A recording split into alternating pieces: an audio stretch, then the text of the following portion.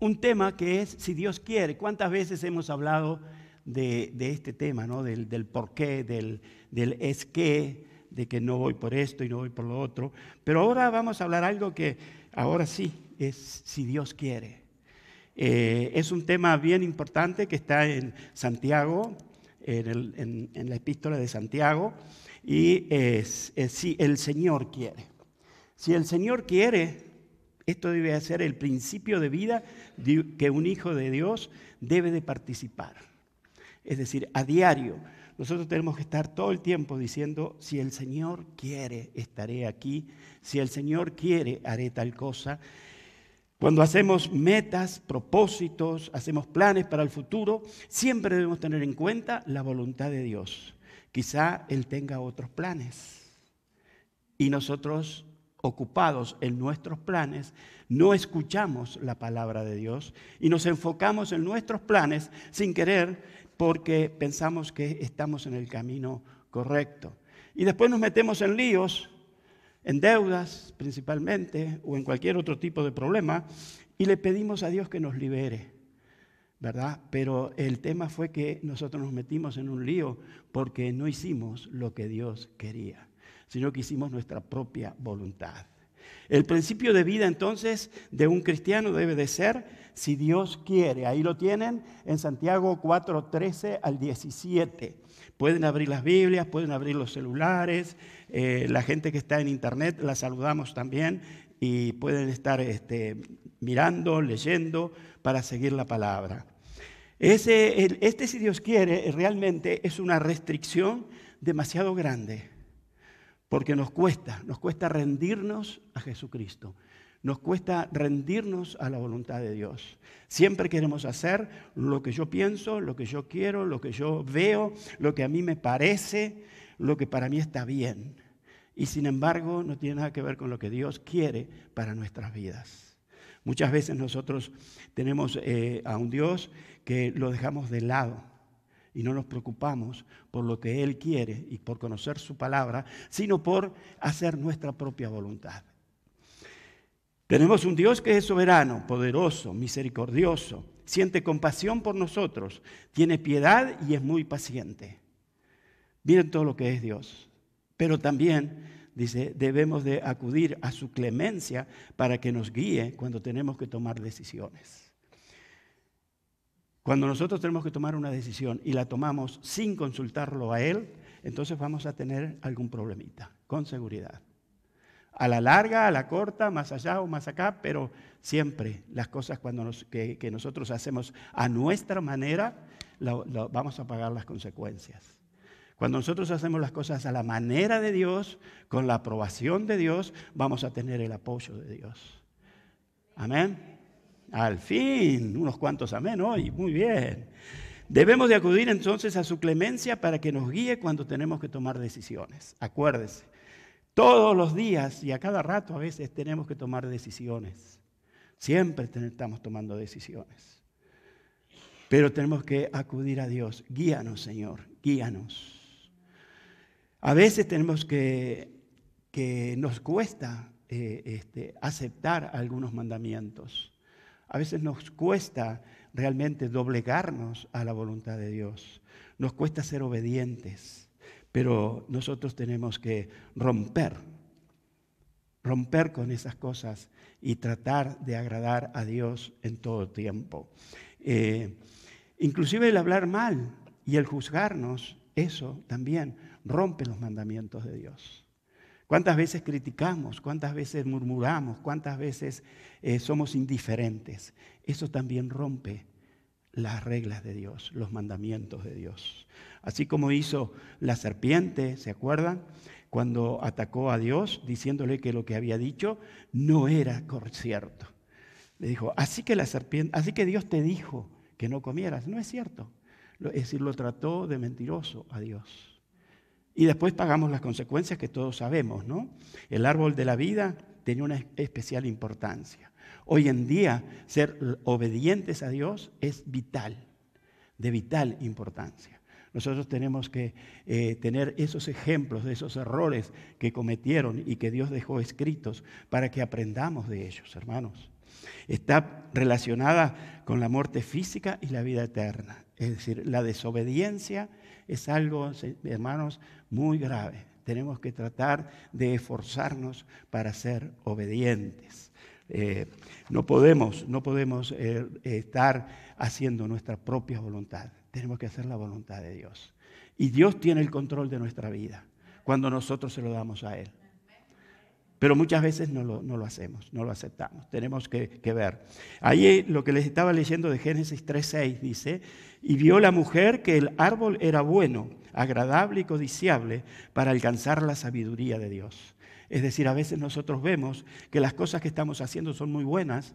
Nos compramos una casa nueva, nos metimos en deudas, nos compramos un auto del año, nos metimos en deudas y muchas otras cosas más que tomamos decisiones sin consultar a Dios, porque lo vemos que es bueno y que es agradable y qué hermoso y qué lindo vivir en una casa cómoda con muchos dormitorios y baños y un living grande y un comedor grande y toda la comodidad que uno puede creer. Pero es agradable, claro que sí, pero Dios quiere eso para nosotros.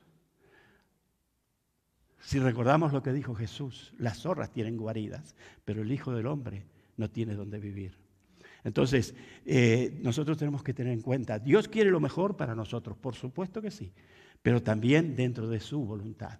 Que nosotros no caigamos en la tentación de endeudarnos. Y muchas veces ahora con la tarjeta de crédito, que es lo más fácil que hay. De total, después la pago. Y después no la pagamos, porque vamos agrandando la deuda cada vez más y nunca la podemos bajar. Entonces, las cosas agradables y las cosas codiciables muchas veces nos llevan a estar en desacuerdo con Dios. Y eso no es bueno. Y no nos podemos gloriar del mañana tampoco, porque a veces nosotros decimos, estoy muy bendecido, me compré un carro del año. Pero, ¿y la deuda? ¿Qué pasó con la deuda? Estarías bendecido si te compraste un carro del año y lo pagaste al contado. Entonces ahí sí es una bendición porque Dios te permitió ahorrar dinero para poderlo pagar. Pero cuando nos metemos en deudas no es una bendición de Dios, porque en ningún lado en la Biblia dice que Dios nos mete en deudas. Al contrario, Dios no quiere que nosotros nos metamos en deudas. Ahí tenemos en la página 4 que no nos gloriemos del día de mañana. Eso es importante. Mañana voy a hacer tal cosa, mañana voy a hacer tal otra, voy a programar. Pero ¿cómo vamos a programar? Sin Dios. ¿Cómo vamos a programar sin Dios? Y ahí tenemos en la página 5 Santiago 4:13, que es la base de la enseñanza de hoy. Dice, vamos ahora, los que decís, hoy y mañana iremos a tal ciudad y estaremos allá un año y traficaremos y ganaremos, cuando no sabéis lo que será mañana. Porque, ¿qué es vuestra vida? Ciertamente es neblina que se aparece por un poco de tiempo y luego se desvanece. En lugar de lo cual deberías decir, si el Señor quiere, viviremos y haremos esto o aquello. Detengámonos en esta expresión, vamos ahora. Dice, vamos ahora es una expresión que nos llama a considerar nuestra conducta como cristiano. Vamos ahora a ver qué es lo que te pasa cuando tú tomas decisiones por tu propia cuenta. La gente sin Dios hace sus planes por su propia cuenta. Los hijos de Dios tenemos que sujetar nuestros planes a la voluntad de Dios. Todos nuestros planes tienen que estar sujetos a la voluntad de Dios. Es en vano buscar cosas buenas en este mundo sin la bendición de Dios. Es vanidad, pues se desvanecen, como dice ahí. Aparece por un tiempo y luego se desvanece. Todos los proyectos para nuestro futuro serán frágiles e inciertos y nos llenarán de confianza presuntuosa y vanidad si no tenemos la guía y la bendición de Dios. Nosotros muchas veces le damos lugar a nuestro ego, a nuestro orgullo, ¿no? Y queremos aparentar lo que no somos o lo que no tenemos. Y vivimos de apariencias. Y es triste eso, porque para los ojos de Dios, que no se le escapa nada, eso no es correcto. El versículo 16 dice, pero ahora os jactáis en vuestras soberbias. Toda jactancia semejante es mala. Y al que sabe hacer lo bueno y no lo hace, le es pecado. Mire qué importante esta palabra que dejó escrita el apóstol Santiago. El que sabe hacer lo bueno y no lo hace, le es pecado. Quien conoce la palabra de Dios debe de estar sumiso, sujeto y depender de la voluntad de Dios. Nosotros tenemos que depender de la voluntad de Dios. Si Dios quiere, haremos tal cosa. Si Dios quiere, me dará tal cosa. Y si Dios quiere, seré lo que tengo que hacer, lo que tengo que ser. Pero tenemos que depender. Presumir de las cosas de este mundo es hacer lo malo. Fíjese.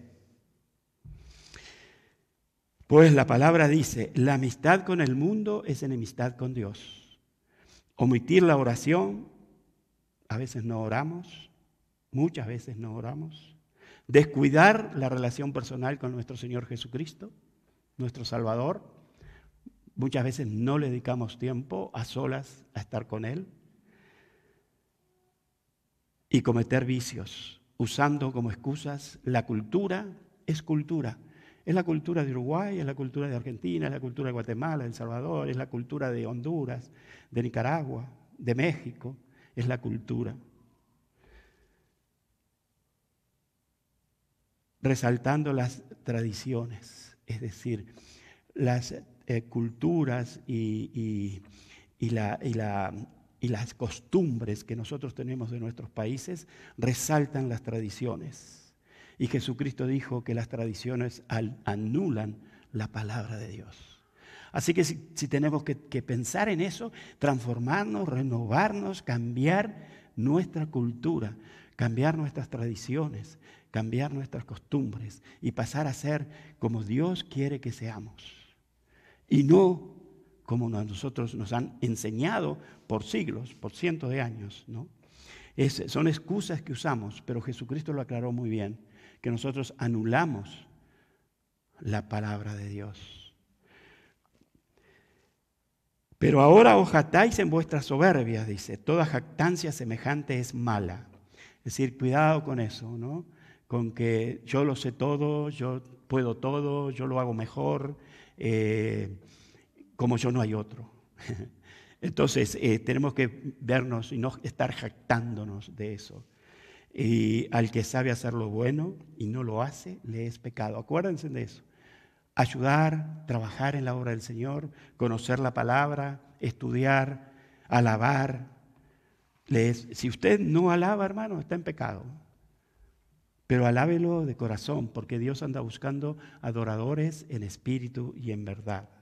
En Proverbios 27:1 dice, habla sobre la incertidumbre de la vida. Dice, indudablemente el apóstol Santiago tenía en mente este versículo. Las suposiciones humanas para nuestros planes siempre deben de estar sujetas a la voluntad de Dios. Otra vez aquí habla de la jactancia, porque no sabéis qué dará de sí el día. Es decir, a veces nosotros programamos y nos jactamos con que tenemos muchas cosas, pero no sabemos qué va a pasar en un par de horas o quizás hasta en algunos minutos.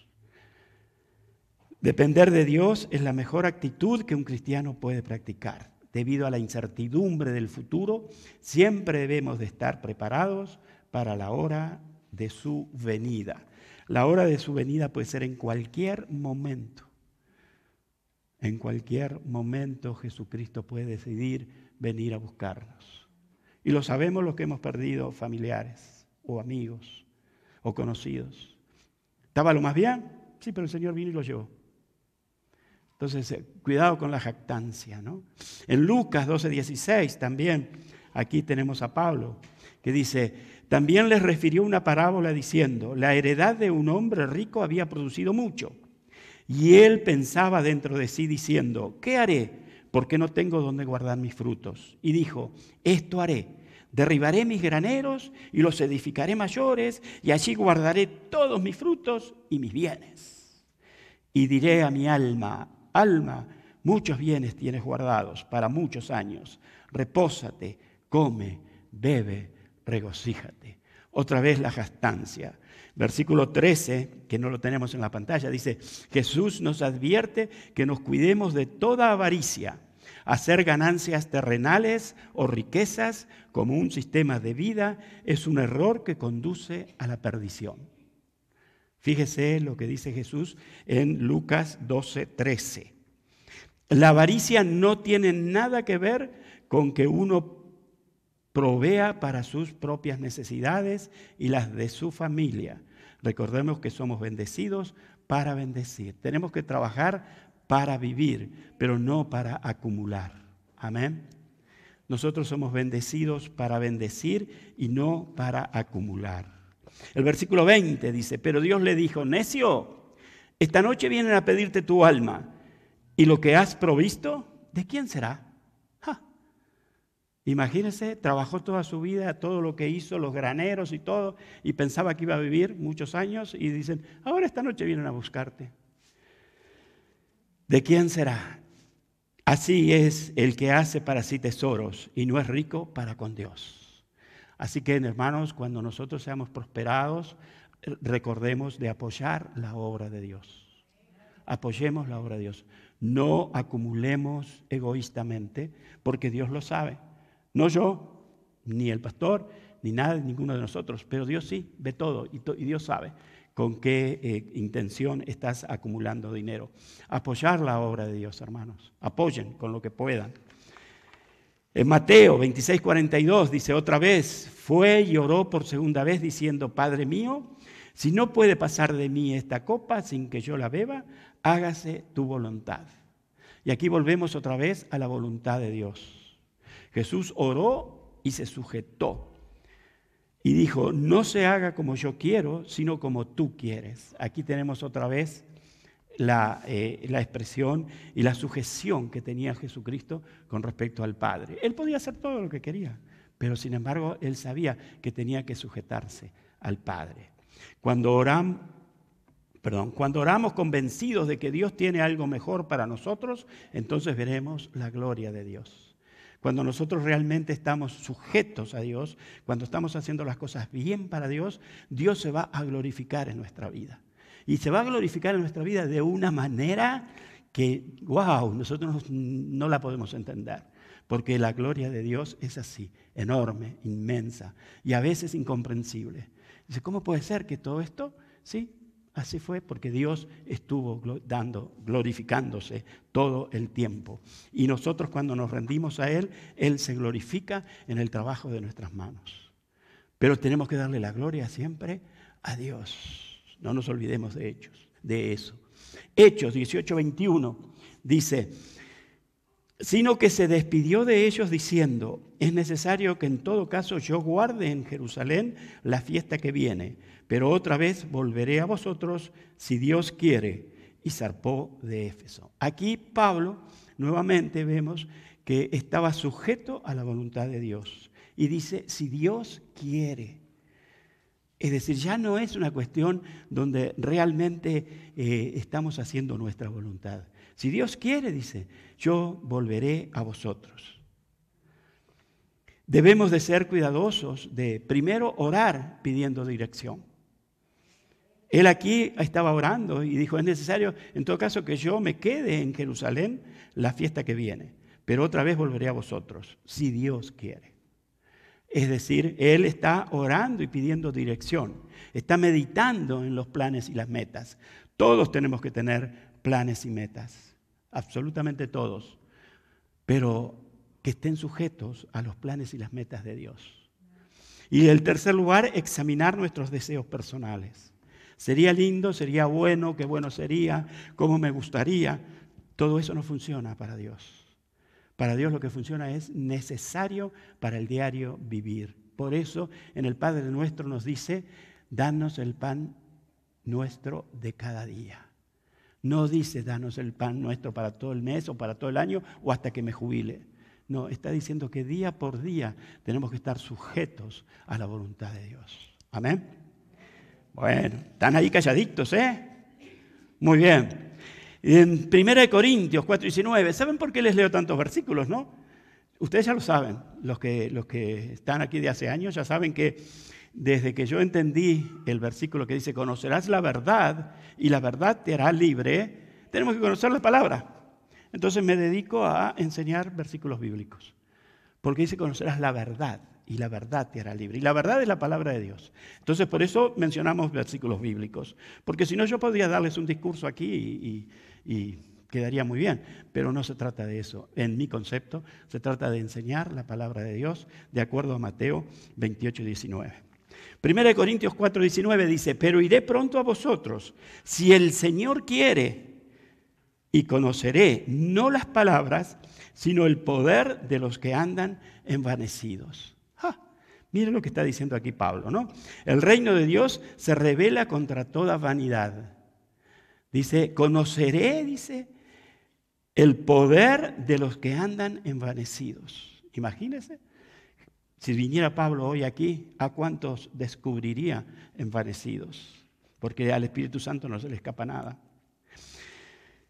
Dice, es por eso que debemos manifestar el poder del Espíritu Santo para redarguir a todos los que deliberadamente andan conformes con las cosas de este mundo.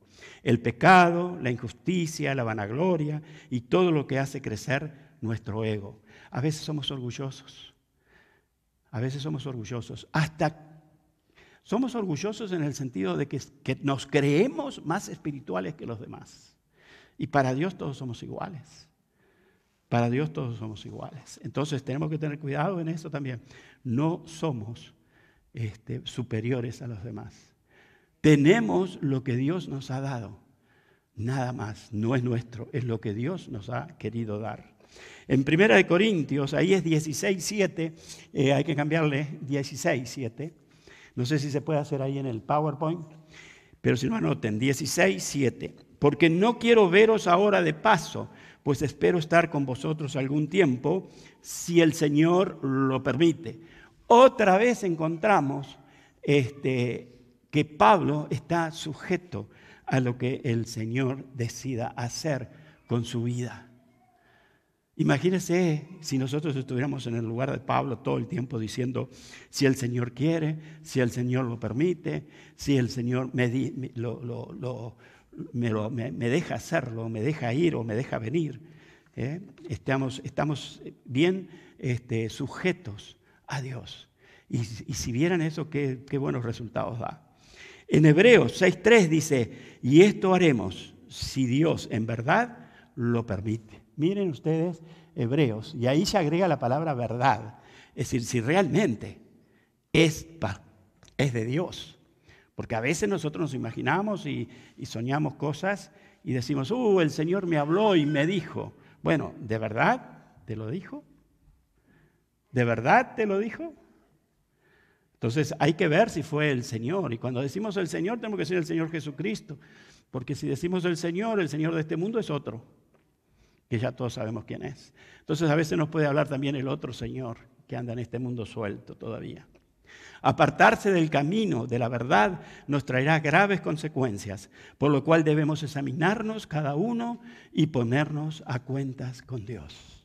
¿Cuántos de nosotros nos hemos puesto a cuenta con Dios últimamente?